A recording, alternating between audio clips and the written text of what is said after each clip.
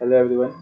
आज के इस वीडियो में हम एनसीईआरटी क्लास 10 के एक्सरसाइज 12.2 का पूरा कंसेप्ट को समझेंगे और एक दो क्वेश्चन एनसीईआरटी बुक से सॉल्व भी करेंगे।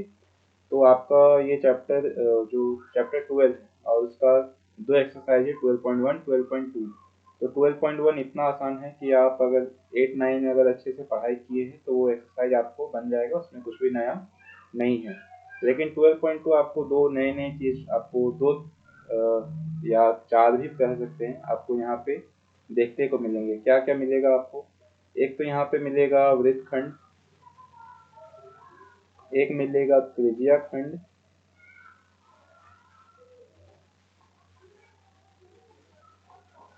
और एक मिलेगा यहाँ पे आपको चाप मिलेगा। तो तीन चीज है, चार चीज नहीं है। तो क्या क्या है आपको मैं बता देता हूँ। चाप क्या होता है? जैसे आप सर्कल जब पढ़े थे, वृत्त जब आपने पढ़ा था तो आपने वृत्त का परिमाप पढ़ा होगा, वृत्त का परिधि जिसे बोलते हैं, परिधि आपने पढ़ा था। तो ये पूरा गोलाई को परिधि करते हैं। लेकिन अगर आप एक पार्ट को काट के अगर आप इसका लंबाई को अगर आप देखेंगे तो उसे चाप ही कहा जाता है। तो ये लघु चाप है और ये इसका दीर्घ चाप है। छोटा वाला पार्ट है और ये बड़ा वाला पार्ट है। तो इसे इसका लंबाई आपको कभी कभी पूछा जाता है एग्जाम में, 1 मार्क्स के लिए पूछा जा सकता है। ऐसे तो मोस्ट ऑफ द टाइम में वृत्तखंड या त्रिज्याखंड से ही क्वेश्चन पूछा जाता है, पर फिर भी ये क्वेश्चन जब किताब में है तो पढ़ना है। चाप क्या होता है? जैसे कि पूरा परिधि का फॉर्मूला होता है 2 पाई आर। तो बस यही फॉर्मूला रहेगा, आगे में एक नंबर यहाँ पे आपको लगा देना है। क्या नंबर आएगा? जैसे कि यहाँ पे जो ये चाप है, सेंटर में कोई एंगल बनाएगा। यहाँ पे जो एंगल होगा, मान लेते हैं 60 डिग्री हो सकता है, 45 डिग्री हो सकता है, जो भी हो सकता है। इस थीटा को लगा देना है और नीचे में टोटल एंगल 360 का होता है तो 360 लगा देना है। बाकी बस ये फॉर्मूला बन गया। आपको परिधि का फॉर्मूला में ही आपको चाप का फॉर्मूला सेम ही फॉर्मूला है, बस यहाँ पे एक समझिए ये प्रीफिक्स के रूप में यहाँ पे लगा हुआ है मैथमेटिकल टर्म है, जो कि एक फ्रैक्शन आएगा। जैसे कि मान लेते हैं यहाँ 90 डिग्री आएगा, तो 90/360 कितना होता है? 1/4 होगा। तो इस तरह से आपको पूरा कंसेप्ट यही है। इसमें भी आपको वृत्तखंड और त्रिज्याखंड जो पढ़ना है वो देख लेते हैं। जैसे कि ये सर्कल है, मान लीजिए ये सर्कल को ऐसे काट दिया जाए तो ये दो पार्ट में डिवाइड हो जाएगा, एक ये वाला और एक उसका नीचे वाला जो कि थोड़ा उससे बड़ा है। तो ये भी वृत्तखंड है और ये भी वृत्तखंड है। ये लघु वृत्तखंड है और ये दीर्घ वृत्तखंड है। छोटा वाला वृत्तखंड और ये बड़ा वृत्तखंड है। तो इसका क्षेत्रफल कभी कभी आपको या तो कभी इसका पूछा जा सकता है या तो कभी इसका पूछा जा सकता है। तो फॉर्मूला इसका बताएंगे। अभी त्रिज्याखंड देख लेते क्या है। मान लीजिए वही सेम सर्कल है। अब क्या करते हैं, सेंटर से दो त्रिज्या कहीं पे भी आपको बना देना है। दो त्रिज्या किसी भी प्रकार से आप सीधा भी बना सकते हैं। आप चाहे तो दो त्रिज्या आप कैसे भी मिला दे, एक इधर मिलाइए और एक ऐसे मिला दीजिए।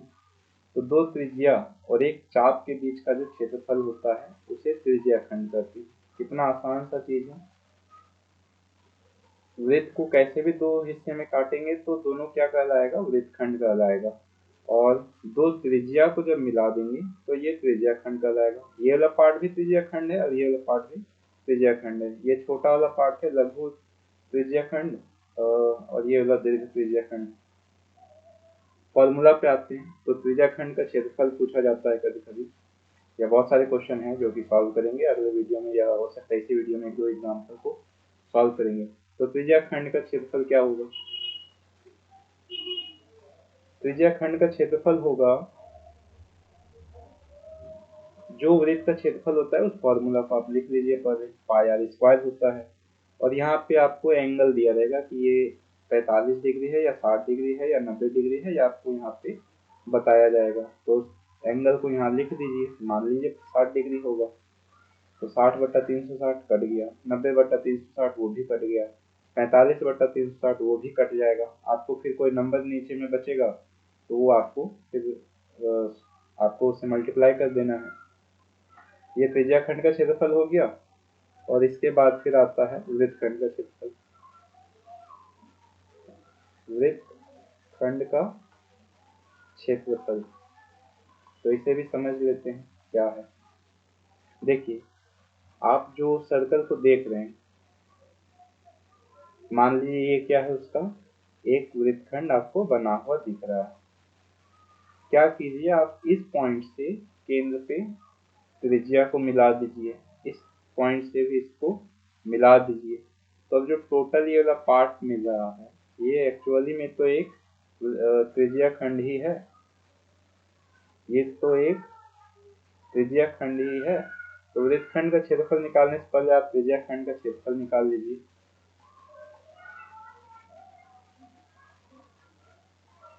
और उसके बाद ये जो त्रिभुज है, ये जो त्रिभुज है उसका क्षेत्रफल आप माइनस कर दीजिए तो आपका आ जाएगा आंसर।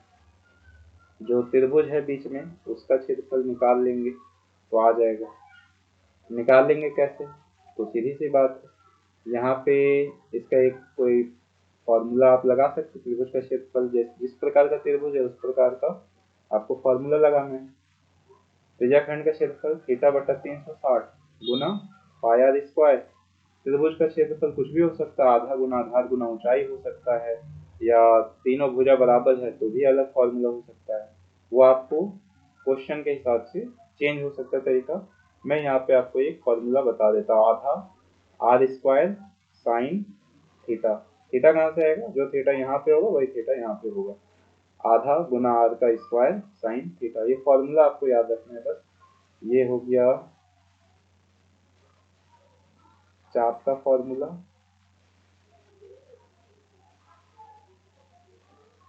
आपको ये याद रखना है। ये हो गया त्रिज्या खंड, और ये हो गया त्रिज्या खंड का फॉर्मूला, और ये हो गया वृत्तखंड का फॉर्मूला। वृत्तखंड क्या हो गया, वृत्तखंड ऐसा दिखता है, त्रिज्या खंड ऐसा दिखता है। त्रिज्या खंड से त्रिभुज को हटाएंगे तो वृत्तखंड आ जाता है। तो ये पूरा कंसेप्ट आपका क्लियर हो गया होगा। तो अब एक क्वेश्चन को किताब से देख करके सॉल्व करते हैं। मेरे पास में एनसीईआरटी का किताब है, एक्सरसाइज 12 ओपन है 12.2। यहाँ पे क्वेश्चन है 6 सेंटीमीटर त्रिज्या वाले एक वृत्त के एक त्रिज्या खंड का क्षेत्रफल ज्ञात कीजिए जिसका कोण 60 डिग्री है। 12.1 का क्वेश्चन नंबर 1 है। 12.2 का क्वेश्चन है, एक वृत्त है जिसका त्रिज्या 6 सेंटीमीटर है, कोण में 60 केंद्र में 60 डिग्री का कोण बनाता है। इस वाले त्रिज्या खंड का क्षेत्रफल आपको बताना है। तो काफी आसान है, आर 6 सेंटीमीटर, थीटा 60 डिग्री, त्रिज्या खंड का क्षेत्रफल फॉर्मूला पीछे ऊपर से देख लेंगे और बना देंगे। फॉर्मूला देखिए क्या है, theta by 360 pi r square. लगा देंगे formula, theta by 360 pi r square. Theta 60 है बट्टा 360 है, पाई का वैल्यू, आर का वैल्यू, 60 का पहाड़ा में 6 बार में 360 आता है, 6 से 6 खत्म, और इसके बाद में इससे गुना कर देंगे, आ जाएगा 22 छक 132 बट्टा 7 सेंटीमीटर स्क्वायर। पॉइंट में चाहते हैं तो पॉइंट में भी ला सकते हैं।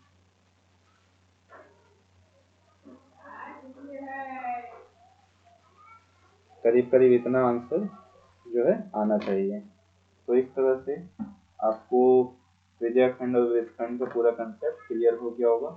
मिलते हैं अगले वीडियो में, तब तक के लिए आप इसी तरह अपने पढ़ाई को जारी रखें।